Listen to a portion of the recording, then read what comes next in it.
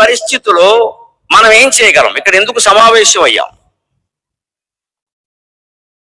ప్రత్యేకించి సరస్వతి విద్యాపీఠం తరఫున ఇంత శ్రద్ధగా ఈ సమావేశం ఇక్కడ చలికాలంలో చలిలో కూర్చోబెట్టి ఎందుకు జరుగుతుంది?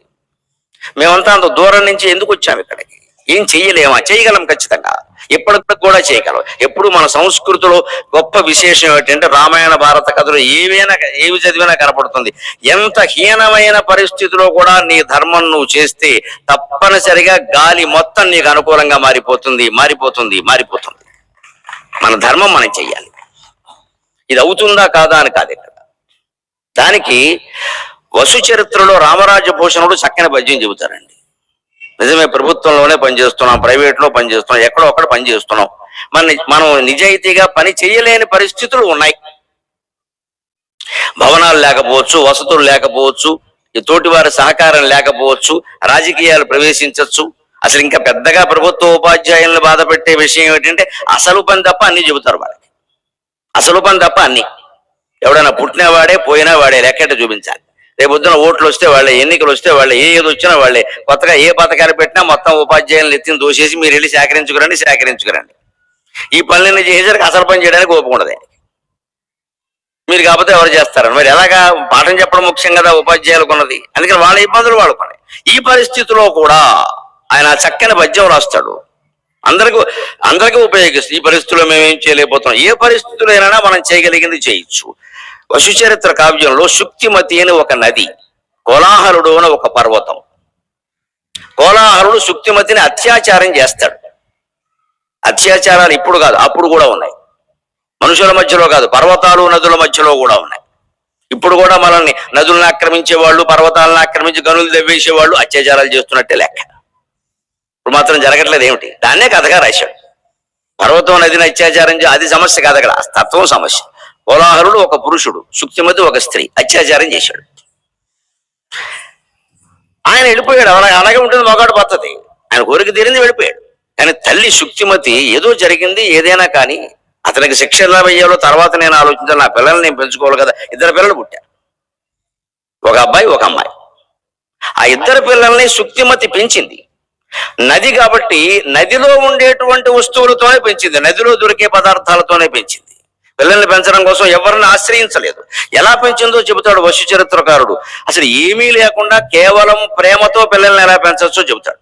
జలకములార్చి పాండు జలజచ్చద పాళిక గప్పి తమ్మి శంకుల తెలితే నెనుగులిడి కృందరగల్ కదలించు కల్వ తొట్టెలల కుమారు కూతును ఘటించి భజించు నదీలలామా కోమల కుముదాగ తాళికుల మంజురవంబున జోలవాడుచున్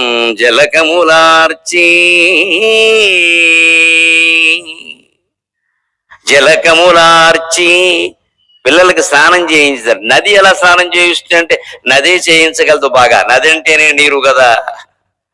అందుకని తన నీటిలోనే స్నానం చేయించింది, ఎక్కడికి వెళ్ళక్కల్లా. తల్లి ఒళ్ళో స్నానం చేసినట్టే వాళ్ళు. పూర్వం తల్లులు కాళ్ళు ఇలా చాపి ఈ మోకాళ్ళ కింద నుంచి ఈ పాదాల వరకు మధ్యలో ఉండే భాగాన్ని తొంగిళ్ళు అంటారు. వాల్కూరికి సోమన ఆయన కావ్యంలో ఉపయోగిస్తాడు. తొంగిళ్లలో పెట్టి శివుని కాపాడి అంటున్నాడు. తొంగిళ్ళు అంటారు ఈ మధ్య భాగం. ఇక్కడ పడుకోబెట్టుకునేవారు పిల్లలు సరిగ్గా వాళ్ళ తొట్లో పడుకున్నట్టే.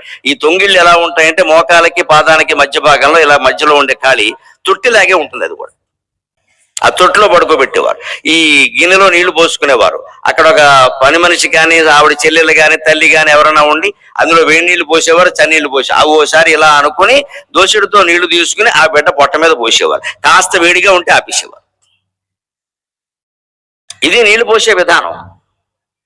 అలాగే బాలకృష్ణుడికి యశోదాదేవి తొంగిళ్లలో పడుకోబెట్టుకుని దోషులతో నీళ్లు పోస్తూ ఉంటే నారదుడు చూసి ఆశ్చర్యపోయాట. వరాహావతారం ధరించినప్పుడు ఈ శ్రీ మహావిష్ణువు భూమండలాన్నంతా పైకెత్తాడు కదా, అప్పుడు 7 సముద్రాలు ఈయనకి స్నానం చేయిద్దామని చూసేయట. చూస్తే ఒక్కొక్క సముద్రం ఒక్కొక్క వెంట్రుకను తడపడానికి సరిపోయింది. మిగిలిన శరీరం అలాగే ఉంది. అది శ్రీ మహావిష్ణువు. అద్భుతంగా వర్ణిస్తాడు ఆయన. కృష్ణకర్ణామృతంలో బిల్వమంగళుడు చెబుతాడు అన్నమాట. యశోదాదేవి తొంగిళ్లలో పడుకోబెట్టుకుని స్నానం చేస్తుంటే బిడ్డకి నారదుడు చూసి ఆశ్చర్యపోయాడు. ఎంత లోకు అయిపోయాడో దేవుడు, ఈవిడ పెద్ద గొప్పదానిలాగా చేయించేస్తుంది.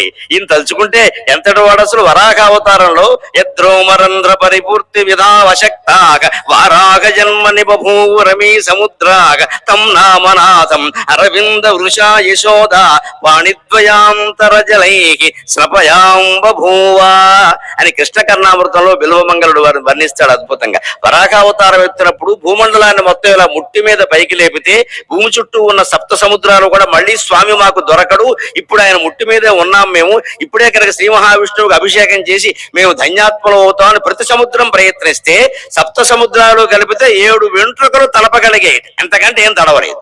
ఇక మా వల్ల కాదని ఊరుకునేట. అది ఆయన అంతటా బృహత్ స్వరూపం. అణుర్బృహత్ కృషస్థూలక గుణపరం నిర్గుణోమగాన్ అని విష్ణు సహస్రంలో చెప్పినట్టే బృహత్ అవదలుచుకుంటే ఎంత బృహత్ అయినా అవుతాడు, అణువు అవదలుచుకుంటే ఎంత అణువైనా అవుతాడు. అటువంటి పెద్ద మనిషిని, అటువంటి విశ్వమంతా వ్యాపించిన విష్ణువుని, సముద్రాలు కూడా తడపలేకపోయిన విష్ణువుని యశోదాదేవి తొంగిళ్లలో పట్టుకుని దూసి నీడతో స్నానం చేయించేస్తోంది. ఎంత గొప్ప విషయం ఇది అంటాడు ఆయన. భక్తి అంత గొప్పది, భక్తి అంత గొప్పది, భక్తి అంత గొప్పది. పిల్లలకి బాల్యం నుంచి ఆ భక్తి నేర్పాలి, భక్తి నేర్పాలి, భగవద్భక్తి నేర్పాలి, తల్లిదండ్రుల యందు భక్తి నేర్పాలి, దేశమాత యందు భక్తి నేర్పాలి. ఆ భక్తి ఇక్కడ చూడండి, దేవుడు స్థానంలో భారత మాతను పెట్టారు, ఓంకారాన్ని పెట్టారు, సరస్వతీ దేవిని పెట్టారు. మూడింటి మధ్యలో ఏమీ తేడా లేదండి, ఎక్కడా తేడా లేదండి. ఆ భారత మాత ఎలా ఉందమ్మా, సాక్షాత్ లలితాదేవిలా లేదండి. అంతకంటే ముత్తైదు ఉంటుందా, అంతకంటే నమస్కరింపదగినటువంటి స్త్రీ ఉంటుందా? సరస్వతీదేవి విద్యకి ప్రత్యేక. అంతిమంగా ఆధ్యాత్మికంగా మనం అందరం చేరుకోవలసింది ఓంకారం, ఛందస్సు, ప్రణవ ఛందస్సామివ. ఇంతకంటే విద్యకి లక్ష్యం ఉంటుంది. అందుకని సరస్వతి విద్యాపీఠం వారి యొక్క ఆలోచనకు అనుగుణంగా ఈ 3 పటాలు ఉంటాయి. నేను చాలా కార్యక్రమాల్లో పాల్గొన్నాను. ముందు దేశం, అలాగే విద్యా వ్యవస్థకి సరస్వతి, అంతిమంగా ఆధ్యాత్మికంగా ఓంకారం. అలాగా సరిగ్గా ఇక్కడ చెప్పు, జలకములార్చి ఆ చిన్నపిల్లకి స్నానం చేయించదట. పాండు జలజచ్చద పాళిక కప్పి, మరి స్నానం చేయించాక తుడవాలి కదా, తువ్వాళ్ళు ఇవి, తువ్వాళ్ళ కోసం ఊరికి డిమార్ట్ అని వెళ్ళలేదు, కారేసుకుని. ఇక్కడ మనకి తువ్వాలు కావాలన్నా డిమార్టే. అందుకని డిమార్ట్కి వెళ్ళి తువ్వాలు తెద్దామని కూర్చోలేదు. లేదు, అక్కడ సుక్తి మీద ఎక్కడికి వెళ్తుంది, డిమార్ట్కి ఇంకో మార్ట్కి.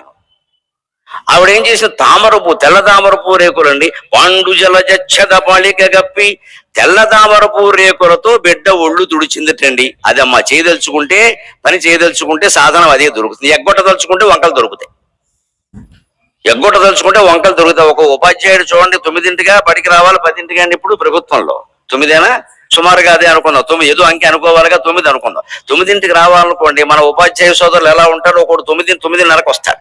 ప్రధాన ఉపాధ్యాయుడు అడిగాడు, ఒక అరగంట అటు ఇటు అవుతుంది సార్. ఎప్పుడు అటే అయింది, ఇటు అవ్వలేదు. మరి వెళ్ళిపోయేటప్పుడు అరగంట ముందు వెళ్ళిపోతుంది. మా ఆవిడని పికప్ చేసుకోవాలంటాడు. అదో బ్యాంక్ అక్కడ మళ్ళీ సిటీలో ఉంటుంది ఇది. మా ఆవిడని పికప్ చేసుకోవాలి. వెళ్ళేటప్పుడు అరగంట ముందు వెళ్ళిపోతాం, వచ్చేటప్పుడు అరగంట ఆలస్యంగా వస్తాం. పైగా ప్రధానోపాధ్యాయుడు అడిగితే అటు ఇటు అవుతుందంటే అటు అవ్వలేదు, ఎప్పుడు ఇటే అవుతుంది. మరి ఎప్పుడైనా పోనీ 8:30కు వచ్చామా, లేదే.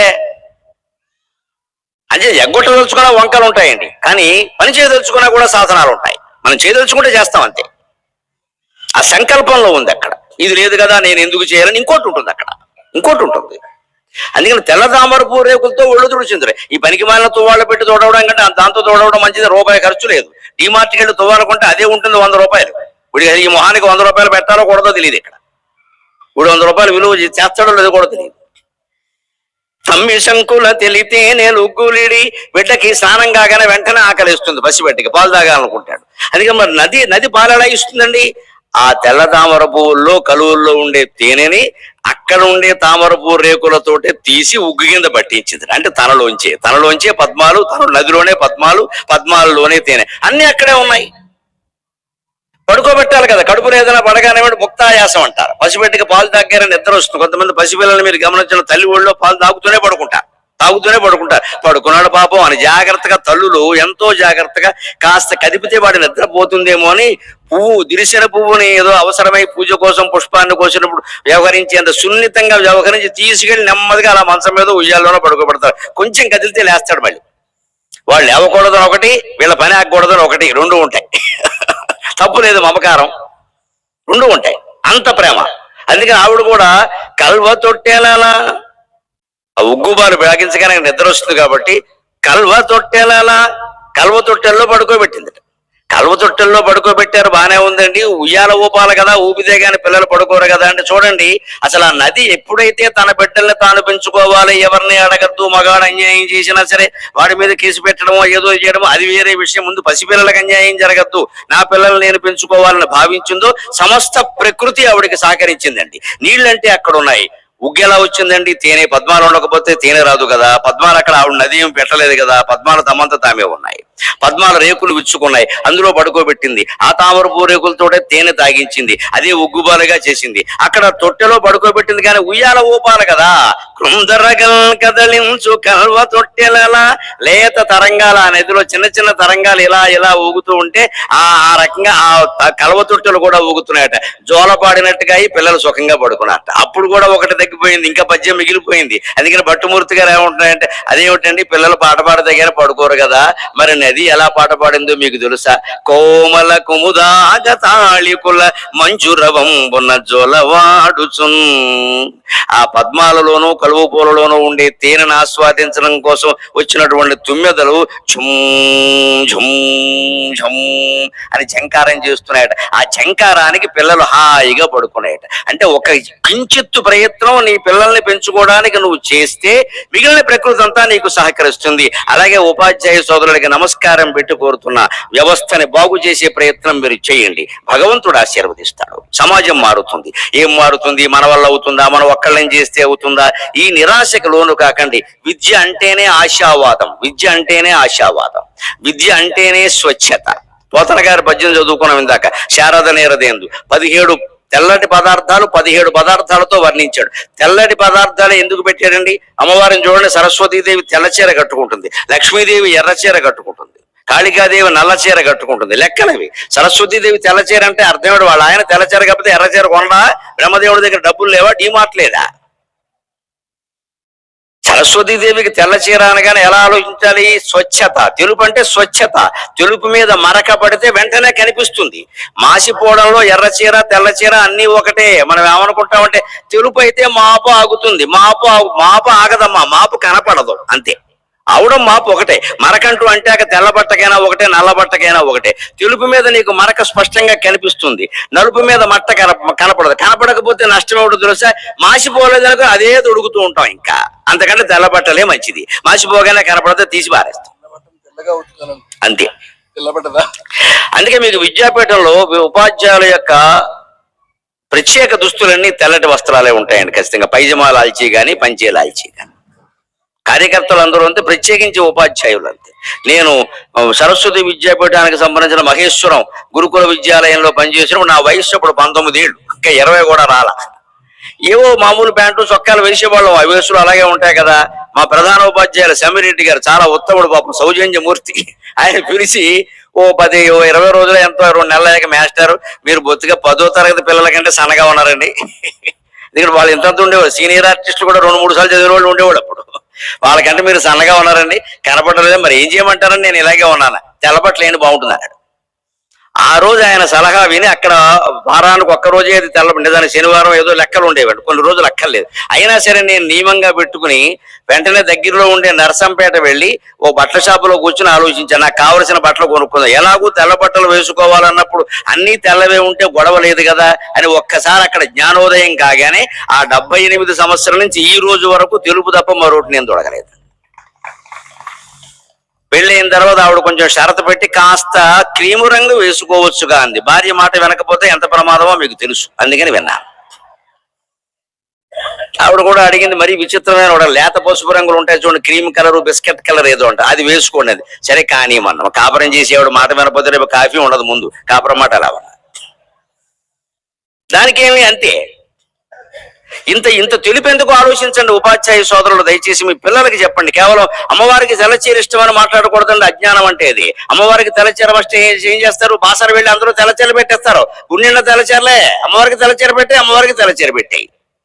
అందుకే సరస్వతి ఆలయంలో పూజారి నాకు చెప్పాడు, అయ్యా మీ ప్రవచనాల్లో సరస్వతీ దేవికి ఎర్ర చీర, ఆకుపచ్చ చీర, నీలం చీర కూడా పెట్టచ్చని చెప్పండి అన్నాడు. ఎందుకయ్యా అంటే కట్టుకోలేక మా ఆవిడ చచ్చిపోతుంది అన్నాడు. అందుకని తెల్ల చీర అస్తమానం పెడుతుంటే కట్టుకోలేక మా ఆవిడ ఇబ్బంది పడుతుందండి, ఆకుపచ్చ ఇరుపు కూడా నీకు ఎందుకు, నేను చెప్తాను, నీకు బ్రాండ్ అంబాసిడర్ నేనే అన్నాను.